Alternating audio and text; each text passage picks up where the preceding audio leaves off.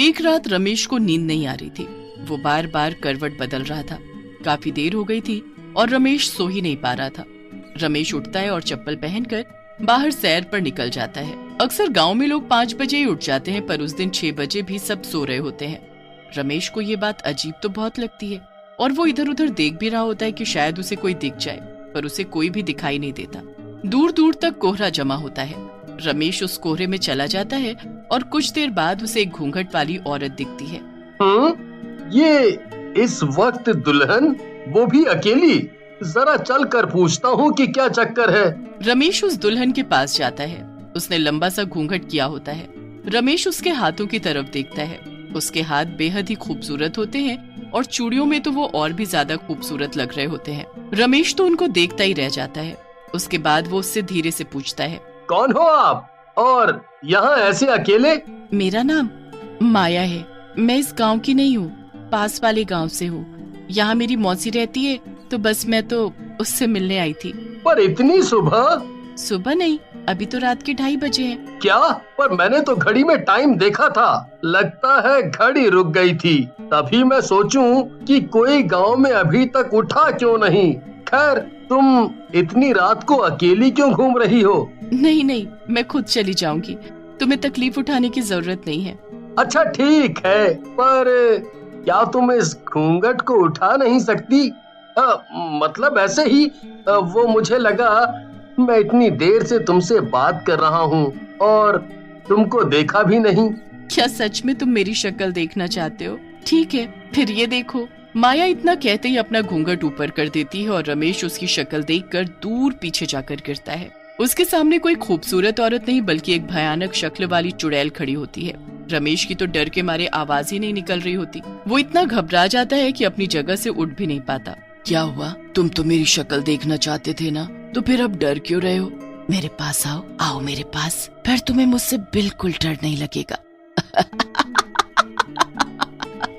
नहीं, मुझे जाने दो। जो एक बार मेरी शक्ल देख लेता है फिर हमेशा के लिए मेरा हो जाता है। अब तुम कहीं नहीं जा सकते, अब तुम मेरे हो, सिर्फ मेरे। चुड़ैल अपने हाथों से इशारा करते हुए उसे पास बुलाती रहती है।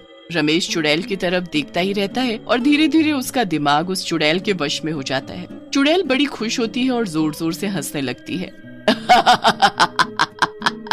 अब आएगा मजा। वो चुड़ैल वापस अपना घूंघट करती है और तुरंत वहाँ से गायब हो जाती है। रमेश को कुछ होश नहीं होता। वो अपने घर जाकर बस सो जाता है। अब अगली सुबह रमेश की माँ उसे उठाती है। उठ बेटा, आज हमें लड़की देखने जाना है। रमेश उठकर नहा धोकर तैयार हो जाता है। उसके बाद वो लड़की के घर जाते हैं। लड़की सबको बड़ी पसंद होती है, पर रमेश उसकी तरफ देख भी नहीं रहा होता। रमेश की माँ उसे कोहनी मार कर लड़की की तरफ देखने का इशारा करती है। अरे लड़की को तो देख, फिर हम तेरा रिश्ता इससे पक्का करें। रमेश का दिमाग अभी भी चुड़ैल के वश में होता है। वो जैसे ही उस लड़की को देखता है उसका गला पकड़ लेता है। सब लोग ये देखकर हैरान हो जाते हैं और उस लड़की को रमेश के हाथों से जैसे तैसे छुड़ाते हैं। ये क्या हरकत की है तूने? मैं सारी लड़कियों को मार डालूंगा। जो भी मेरे सामने आएगी सबको मार डालूंगा। मुझे माया से प्यार है, बस माया से। मुझे माया चाहिए, माया। ये सब कहते हुए रमेश वहाँ से उठकर चला जाता है। लड़की वाले बहुत गुस्सा होते हैं। रमेश के माता पिता उनसे माफी मांगकर घर वापस आ जाते हैं। घर पर भी रमेश माया की रट लगाए होता है। उसके माँ बाप को समझ ही नहीं आ रहा होता कि आखिर ये माया है कौन। दूसरी तरफ माया घूंघट करके दूसरे शिकार को ढूंढने निकल चुकी होती है। आधी रात में वो घूंघट किए गाँव में घूम रही होती है। फिर उसे बस स्टॉप पर एक लड़का बस से उतरता दिखता है। चुड़ैल उसे देखकर मुस्कुराने लगती है और फिर उसका पीछा करती है। ऐसा क्यों लग रहा है कि कोई तो है मेरे पीछे? मोहित एकदम मुड़ता है तो उसके पीछे वही घूंघट किए चुड़ैल चल रही होती है। मोहित पहले तो घबरा जाता है, पर फिर वो उससे पूछता है कि वो यहाँ क्या कर रही है। चुड़ैल उसे भी एक झूठी कहानी सुनाकर अपनी बातों में फंसा लेती है। मोहित पूरे रास्ते उससे बातें करता जाता है, पर आखिर में वो भी वही गलती कर देता है जो रमेश ने की थी। क्या आप अपना घूंघट ऊपर कर सकती हो? मतलब बस मैं देखना चाहता हूँ कि आखिर जिसकी इतनी मीठी आवाज है उसका चेहरा कितना खूबसूरत होगा। ऐसी बात है तो मैं अभी तुम्हारी ये इच्छा पूरी करती हूँ। मोहित के इतना कहते ही चुड़ैल अपना घूंघट ऊपर करती है और मोहित वहीं जमीन पर गिर जाता है। मोहित अपने आप को उठाकर वहाँ से भागने लगता है कि चुड़ैल उसे एक हाथ से ऊपर उठा देती है। जो एक बार मेरा घूंघट उठवा देता है वो मेरा हो जाता है। अब तू मेरा है, मेरा।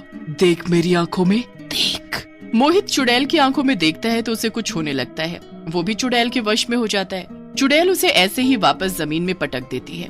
उसके बाद वो जोर जोर से हंसती है और अपना घूंघट करके चल देती है। मोहित अपने होश में नहीं होता और उठकर सीधा अपने घर की ओर चल देता है।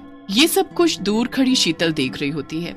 शीतल मोहित की पड़ोसन होती है जो देर रात किसी जागरण से वापस आ रही होती है। ये सब मैं क्या देख रही हूँ? हमारे गांव में चुड़ैल है, वो भी घूंघट वाली चुड़ैल। मुझे इसके बारे में कल ही गांव वालों को बताना होगा। अगले ही दिन शीतल बहुत बीमार पड़ जाती है और उसे कुछ होश ही नहीं होता। शीतल जितने दिनों में ठीक होती है उतने दिनों में वो चुड़ैल जाने कितने लोगों को अपने काबू में कर चुकी होती है। जिस दिन शीतल को होश आता है वो जल्दी से उठकर बाहर जाती है। सामने का नजारा देख उसके होश उड़ जाते हैं। कुछ लड़के और आदमी औरतों का गला दबा रहे होते हैं। ये सब क्या हो रहा है? मुझे सबको बचाना होगा। अरे बेटी, कहाँ मौत के मुंह में जा रही है? पर ये सब हो क्या रहा है हमारे गाँव में? पता नहीं हमारे गांव के मर्दों को क्या हो गया है। वो बस किसी भी औरत को देखते हैं तो गुस्से में आकर उसकी जान लेने पर उतारू हो जाते हैं। यहाँ तक कि मेरे बेटे ने कुछ दिन पहले एक लड़की जिसे हम शादी के लिए देखने गए थे उस पर ही हमला कर दिया। उसके बाद वो मोहित है ना, उसने गांव की एक लड़की का गला दबा दिया। वो तो अच्छा हुआ उसकी माँ सही वक्त पर आ गई और उसे बचा लिया। बहन बेटी को छोड़ ये मर्द किसी भी औरत को मारने पर उतारू हैं। मुझे पता है ये लोग ऐसा क्यों कर रहे हैं। ये सब वो घूंघट वाली चुड़ैल का काम है। मैंने देखा था उस रात खुद अपनी आंखों से। उसने मेरे सामने घूंघट ऊपर किया और उसकी चुड़ैल शक्ल मैं अभी तक नहीं भूल पाई। उसने मेरे सामने मोहित को वश में किया। मैं घर आकर किसी को कुछ बता पाती कि मैं खुद ही ऐसी बीमार पड़ी कि मुझे आज होश आया।